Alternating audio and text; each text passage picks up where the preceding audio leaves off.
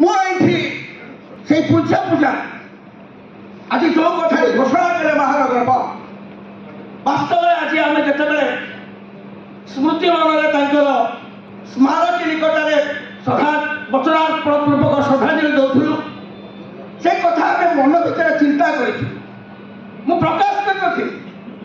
কিন্তু কথা হচ্ছে যেহেতু আধ্যাত্মিক নাভিকেন্দ্র সন্ত মহারাজ অনেক প্রতি মুহূর্ত পূর্ব নির্ধারিত সে উপরু অছি নির্দেশ আম ভিতরক আসা কথা কি নিজ বক্তব্য মহানগর পাল কর কিন্তু আউ গোটিয়ে কথা কহিବାକୁ মতে ମୁଁ ବାଧ୍ୟ ହେଉଛି ନ କହିଲେ ମୋ ଗ୍ୟାସ୍ ହେବାକୁ ଗ୍ୟାସ୍ ବାୟୁ ହେବ ସେ କଥା ହେଉଛି କଟକରେ ଯଦି କାହାର ପ୍ରଥମ କିରି ପ୍ରତିମୂର୍ତ୍ତି ସ୍ଥାପନ ହେବା କଥା ସେ ହେଉଛନ୍ତି ବାୟୁମଣ୍ଡି ବାୟୁମଣ୍ଡିଙ୍କର ପ୍ରଥମ ପ୍ରତିମୂର୍ତ୍ତି ସ୍ଥାପନ ହେବା ଉଚିତ କୃତଜ୍ଞତା ଯଦି ଆମର ଅଛି ଆମେ ବାୟୁମଣ୍ଡିର ଇତିହାସ କରୁଛେ ଆଜି ଅନେକ କହିଲେ ଆମେ ଯେତେବେଳେ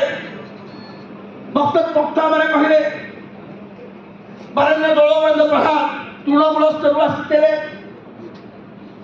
वार्ड सभ्य नायक सरपंच पंचायत समिति अध्यक्ष विधायक मंत्री ये गोटे प्रकार परिचय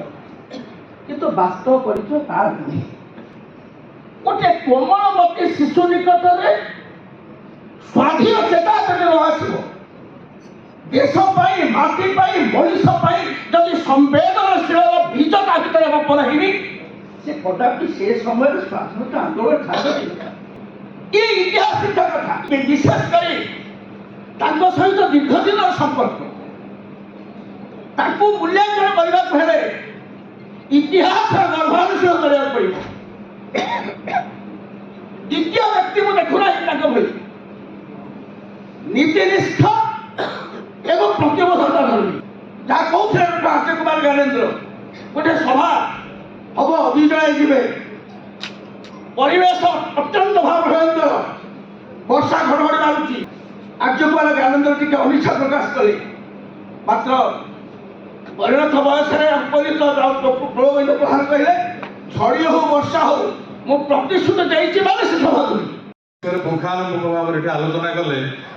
से विषय आ विशेष भाव आलोचना करी सभा को बेस क्लिष्ट कर आवश्यकता ना तो मो गोटे दुटी कथा ये मतलब कहूँ प्रासंगिक मन करुँच मुझे आर्य कुमार ज्ञानेन्द्र महोदय सभापति बुद्धदेव बाबू सीताबल मिश्रा जिते सब परिवार भर अच्छा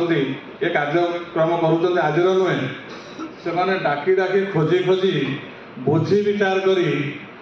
समस्त प्राय जिते दिव्यनंद आत्मा महान आत्मा समस्त प्राय पालन कर कथा कहले अत्युक्ति हम ना अशेष अशेष धन्यवाद जगन्नाथ प्रार्थना करुँच श्रद्धा हूँ दीर्घ निरामय जीवन हो लाभ हो।